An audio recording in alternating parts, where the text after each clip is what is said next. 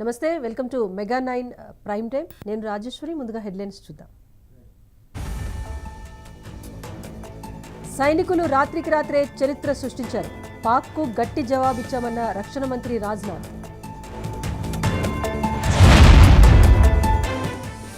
Operation సింధూర్ను Congress స్వాగతిస్తోంది. సైనిక చర్యలను పూర్తి మద్దతిస్తామన్న ఖర్గే. హైదరాబాద్లో మాక్ డ్రిల్ సక్సెస్. విపత్కర పరిస్థితులపై ప్రజలకు అవగాహన.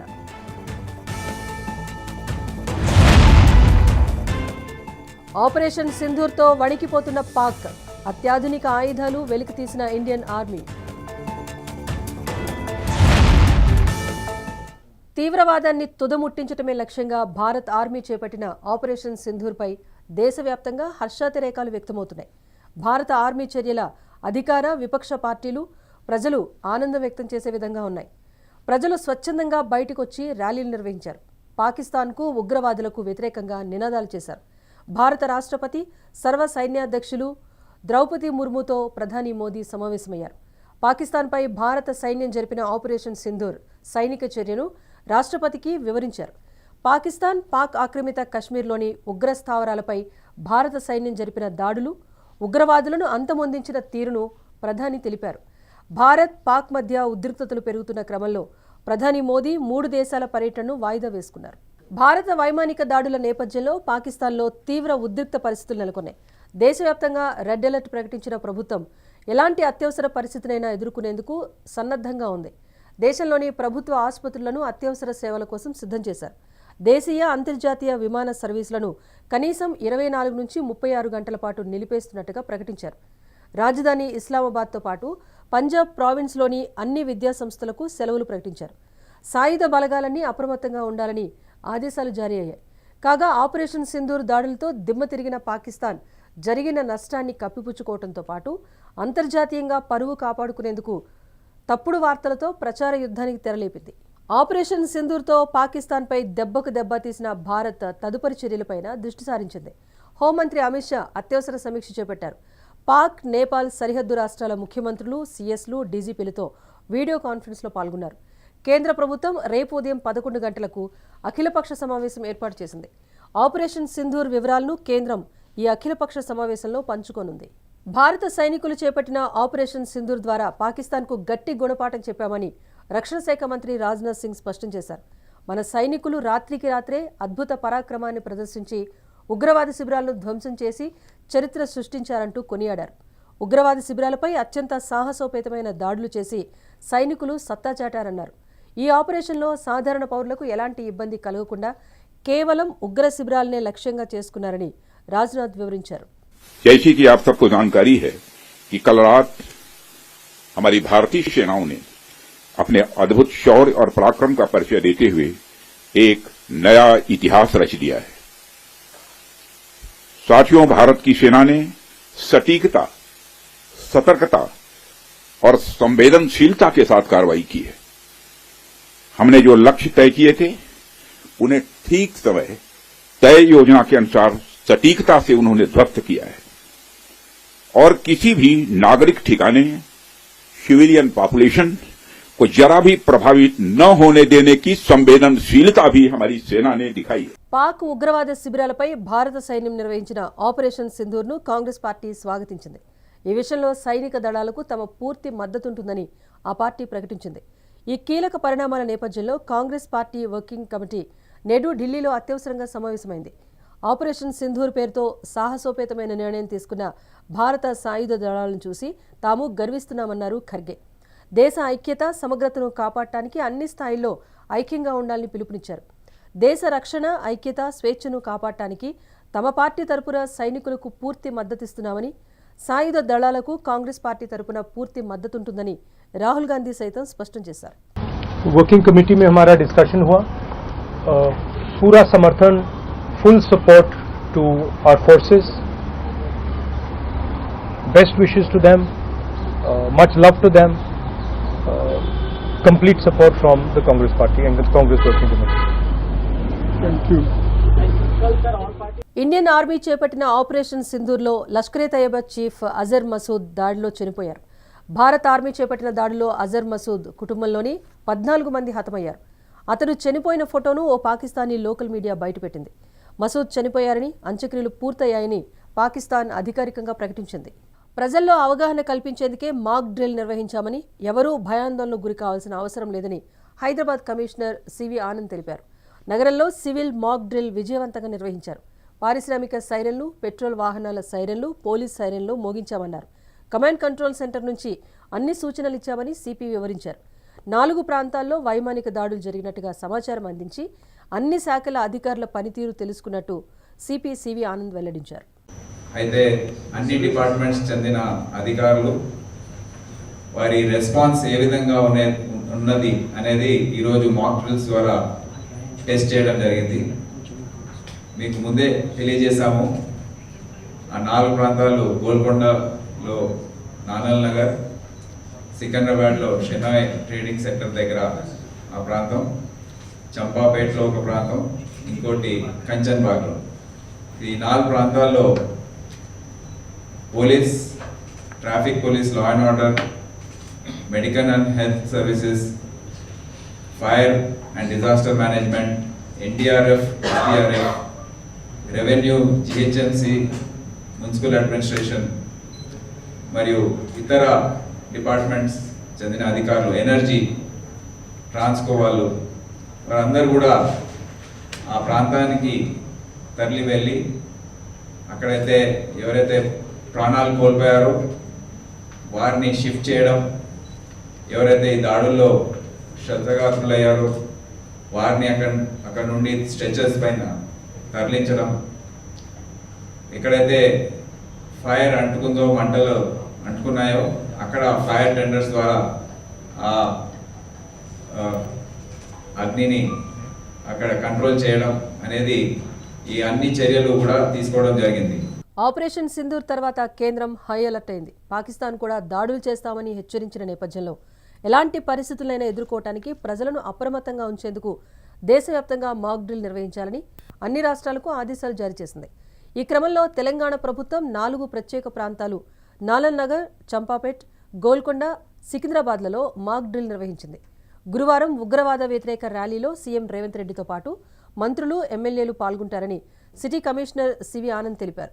దీనికి సంబంధించిన మరింత సమాచారం మా సీనియర్ కరెస్పాండెంట్ శ్రీనివాస్ అందిస్తారు. సింధూర్ పేరుతో కూడా ఇండియన్ ఆర్మీ పాకిస్తాన్కు సంబంధించిన టెర్రరిస్టుల స్థావరాలను మట్టుపెట్టింది. ఈ నేపథ్యంలో కూడా టెర్రరిస్టుల స్థావరాలను మట్టుపెట్టడంతో పాటు ఈ దాడిలో కూడా 100 మంది వరకు ఉగ్రవాదులు, అంటే పాకిస్తాన్కి చెందిన ఉగ్రవాదులు కూడా చనిపోయిన నేపథ్యం ఉంది. ఈ క్రమంలో కూడా పాకిస్తాన్ ధీటుగా సమాధానం చెప్తాము భారత్ కంటూ కూడా హెచ్చరికలు జారీ చేసిన నేపథ్యంలో కూడా దీనికి సంబంధించి ఆపరేషన్ అభ్యాస్ పేరుతో అంటే మాక్ డ్రిల్ని కూడా దేశవ్యాప్తంగా అన్ని ప్రాంతాల్లో కూడా మాక్ డ్రిల్లు నిర్వహించింది. అదే కేంద్ర హోంశాఖ ఆదేశాలతో కూడా ఈ మాక్ డ్రిల్ నిర్వహించిన పరిస్థితి ఉంది. అయితే ఈ క్రమంలో కూడా తెలంగాణలో కూడా మాక్ డ్రిల్ సాయంత్రం 4 గంటలకి మాక్ డ్రిల్ జరిగింది. అయితే 4 ప్రాంతాలను ప్రత్యేక ప్రాంతాలని కూడా సెలెక్ట్ చేయడంతో పాటు ఆ ప్రాంతాల్లో కూడా ఈ మాక్ డ్రిల్ అయితే నిర్వహించారు. ప్రధానంగా ఈ మాక్ డ్రిల్కి సంబంధించి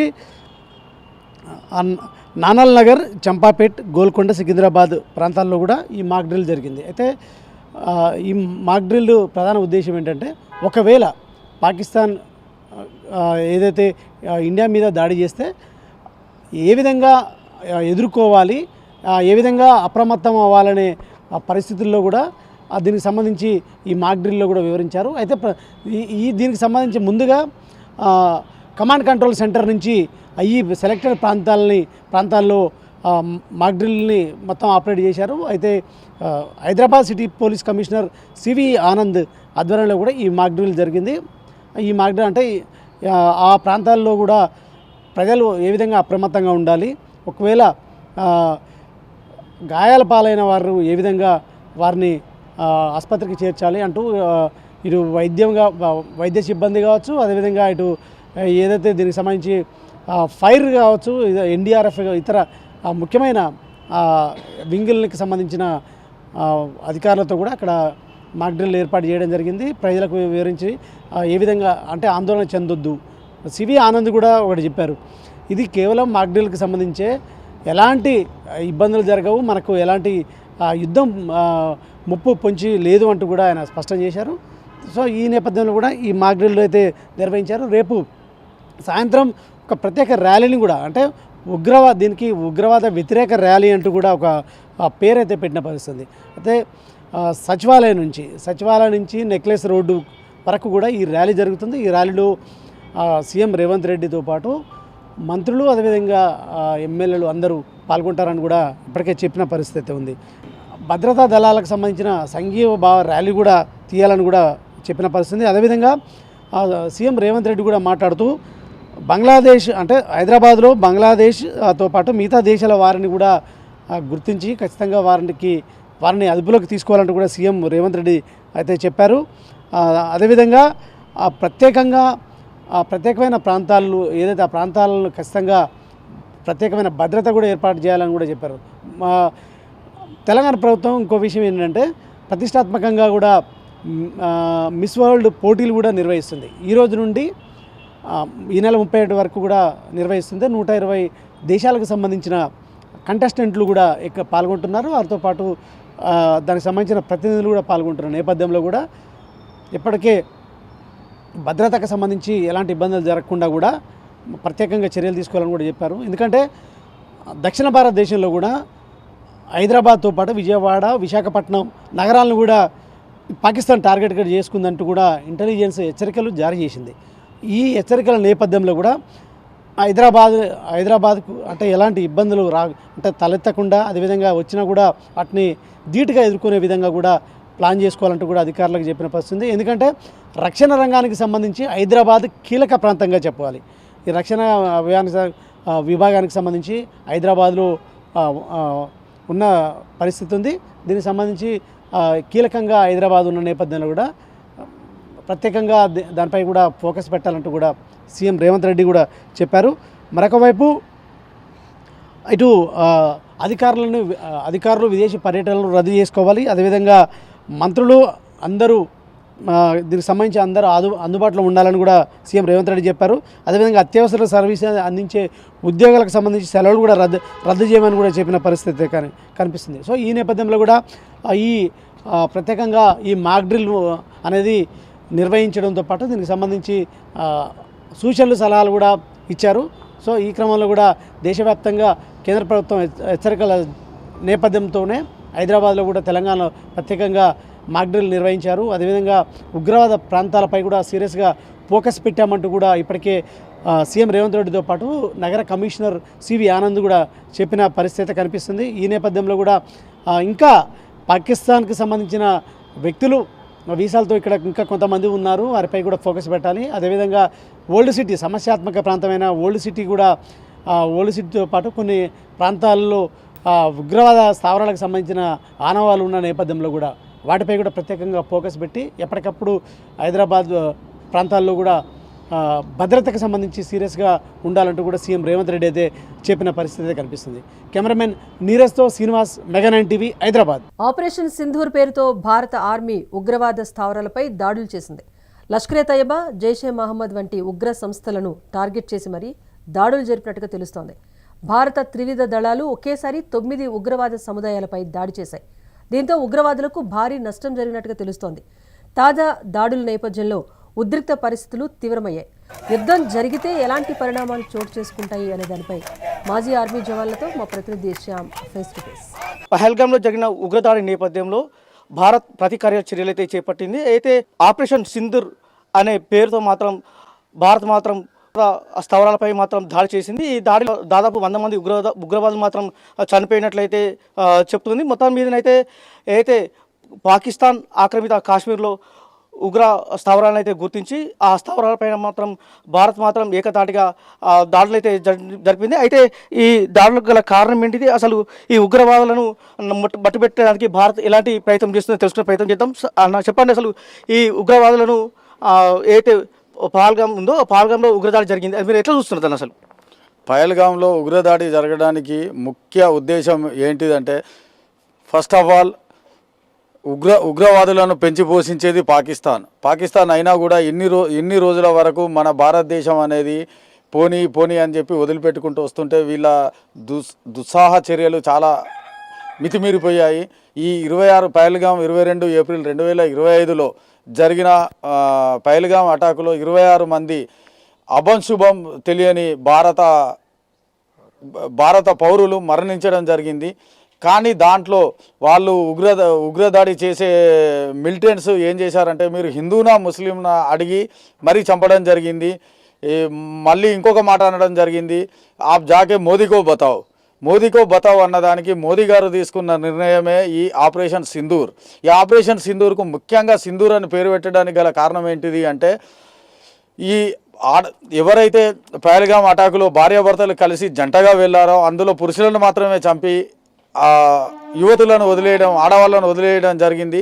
ఆడవాళ్ళ బొట్టును చెరిపేయడం జరిగింది. ఆ బొట్టునే హిందీలో సింధూర్ అంటారు. అందుకే వాళ్ళ బొట్టుకు జరిగిన అన్యాయానికి ప్రతీకారమే ఈ ఆపరేషన్ సింధూర్. ఈ ఆపరేషన్ సింధూర్ మంగళవారం రాత్రి అనగా బుధవారం తెల్లవారుజామున 1:44కు మన భారతదేశ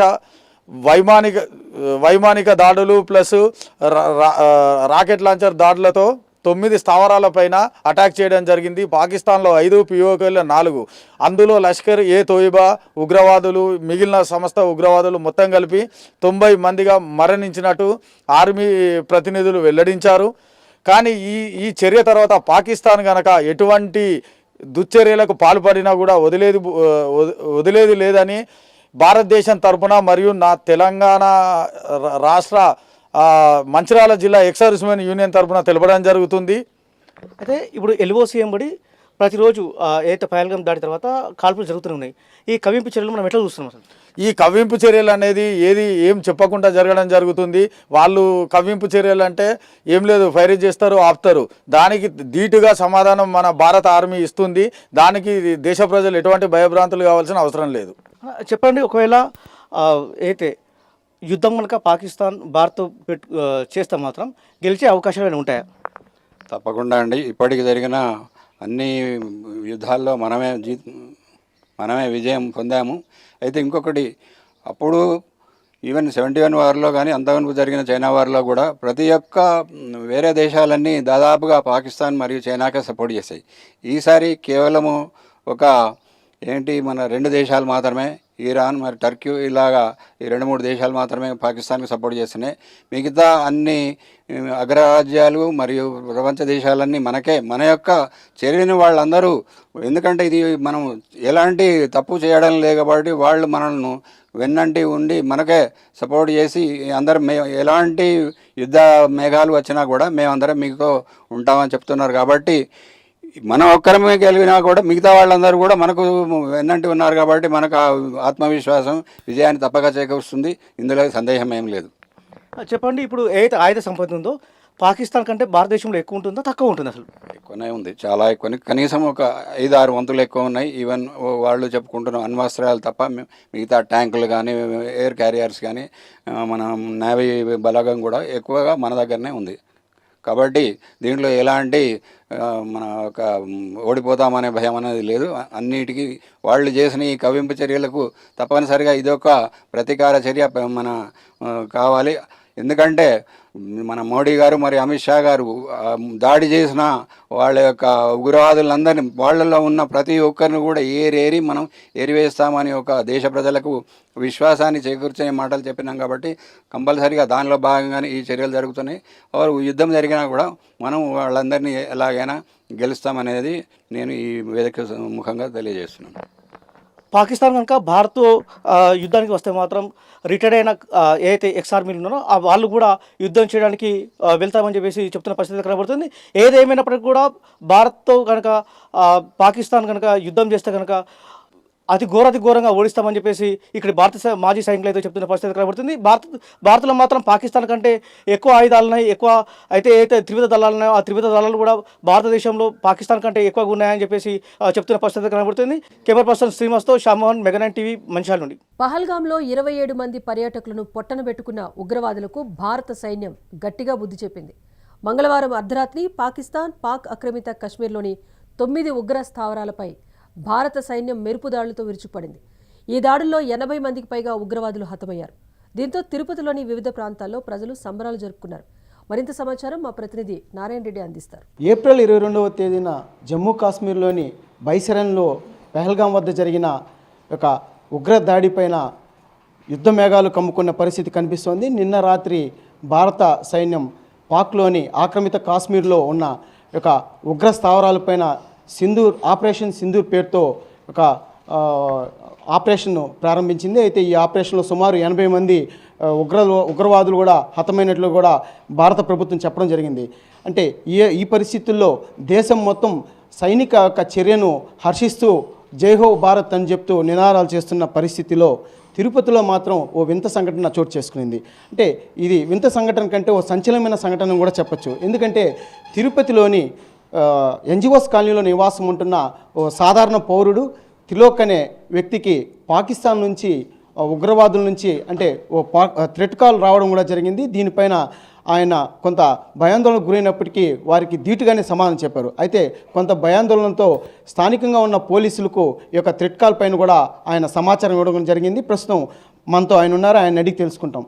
సార్ చెప్పండి, అంటే మీకు ఎన్ని గంటల సమయంలో ఈ యొక్క థ్రెట్ కాల్ అంటే పాకిస్తాన్ నుంచి వచ్చిందని మీరు చెప్తున్నారు, అది ఎప్పుడు వచ్చింది, ఎన్ని గంటలకు వచ్చింది చెప్పండి? 10:35 అదే 10:25 ఆ టైంలో వచ్చిందండి. అంటే వాళ్ళు ఏం చెప్పారు మీతో? అంటే మామూలుగా ఏదేదో కాల్స్ వస్తుంటాయి, అలాగే ఇది వచ్చింది అనుకొని లిఫ్ట్ చేశాను. నా పేరు చెప్పాడు, మా ఇంట్లో మా అబ్బాయి పేరు చెప్పాడు. సరే ఓకే, ఎవరు అని చూసి ఇంటర్నేషనల్ పాకిస్తాన్ కాలం దాని మీద రాసుంది. సరే అసలు ఎవరు మీకు ఏం కావాలంటే అతను కొంచెం దబాయింపు ధరంతో మీరేం చేస్తాను మేము వదిలిపెడతాము ఏదేదో హిందీలో మాట. నేను గట్టిగా నాయన నువ్వేం చేస్తావు చేసుకో అన్నట్టు నేను కొంచెం ధీటుగా బదిలీ జరిగింది. మాటకి మాట సమాధానం ఇవ్వడంతో అతను టక్కని ఇంకో 5 నిమిషాల్లో మీ ఏరియా అంతా బాంబులు వేసాం, అందరూ మీ ఫ్యామిలీ చుట్టుపక్కల అందరూ చచ్చిపోతారని చెప్పి వార్నింగ్ ఇవ్వడంతో నేను గట్టిగానే చెప్పాను, వేరే నేను నాకు అర్థమవుతాను నువ్వు పాకిస్తాన్కి వచ్చాను. నిన్న రాత్రి 9 పంపించాము మీ మీదకి, మీరేం చేయలేరు మమ్మల్ని అని చెప్పి నేను గట్టిగా సమాధానం. ఇలాగా మాట వాకిందో అతను ఫోన్ కాల్ కట్ చేస్తాడు. ఇంతేంటి జరిగింది. కాకపోతే నా కుటుంబ సభ్యుల పేర్లు చెప్పడంతో నేను కొద్దిగా ఫంక్ అవ్వడం జరిగింది. సరే ఏదైతే అయ్యింది, భారత ప్రభుత్వం నాకు అండగా ఉందన్న ధైర్యం ఉంది. వెంటనే ఈ విషయాన్ని ప్రభుత్వానికి తెలియజేయాలనుకొని నేను ఫస్ట్ ఆఫ్ ఆల్ ఇమీడియట్లీ మన 100కి ఫోన్ చేసి కంప్లైంట్ ఇచ్చి ఇలా జరిగిందని చెప్పాను. ఇది పాకిస్తాన్ నుంచి వచ్చిన ఫోన్ కాల్, ఇది 53 సెకండ్స్ మాట్లాడాము. ఇమీడియట్లీ కట్ అయిపోయింది, అతనే కట్ చేసేసాడు. ఇది జరిగింది. అంటే ఇది పాకిస్తాన్ నుంచి వచ్చిన కాల్ అంటే ట్రూ కాలర్లో చూసారా, లేకపోతే ఎవరైనా ఆకతాయిలు ఏమైనా చేసిన పని అయ్యుండొచ్చు కదా? అదే సార్, ఆకతాయిలు అంటే ఏదో ఒకటి పేరు చెప్తారు. ఇప్పుడు మీ ఫోన్ నెంబర్ దొరికితే మీ నెంబర్ తెలుస్తుంది, కానీ అందరూ ఫోన్ నెంబర్లు ఎట్లా దొరుకుతాయి? ఇంట్లో వాళ్ళు అంత పేర్లు అంతా ఎట్లా తెలుస్తాయి? 10 మంది ఉంటే 10 మంది, 5 మంది ఉంటే 5 మంది తెరకవు కదా సార్. ఇప్పుడు ఆకతాయి అయినా కానీ ఎవరైనా కానీ ప్రభుత్వానికి తెలియజేయాలనేది ప్రథమ బాధ్యత. ఇప్పుడున్న పరిస్థితుల్లో మన సెల్ఫ్ డెసిషన్ తీసుకునేసి మనం గమ్మునైపోతే రేపు ఒకటి ఏదన్నా జరిగితే ఎవరు బాధ్యత వహిస్తారండి. కాబట్టి మీ పరిధిలో ఏది కానీ మీకు అనుమానాస్పదంగా అనిపించినా ఏం జరిగినా తక్షణమే పోలీస్ శాఖ వారికి కానీ లేదు ప్రభుత్వ శాఖ ఆ శాఖకు సంబంధించిన అధికారులకు తెలియజేయాలనేది భారత పౌరుడిగా మొదటి కర్తవ్యం. నేను ఆ పనే చేశాను, అంతే, వేరేం లేదు. అంటే మీరు ఏం చేస్తుంటారు ఇక్కడ? సాధారణ వ్యాపారస్తుని, తిరుమలలో వ్యాపారస్తుని, మా నాన్న షాపులో ఉంటాను.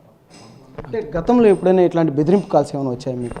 ఇంతవరకు ఎప్పుడు లేదు సార్, ఫస్ట్ టైం, ఇదే ఫస్ట్ టైం, ఇంతకుముందు ఎప్పుడు రాలేదు.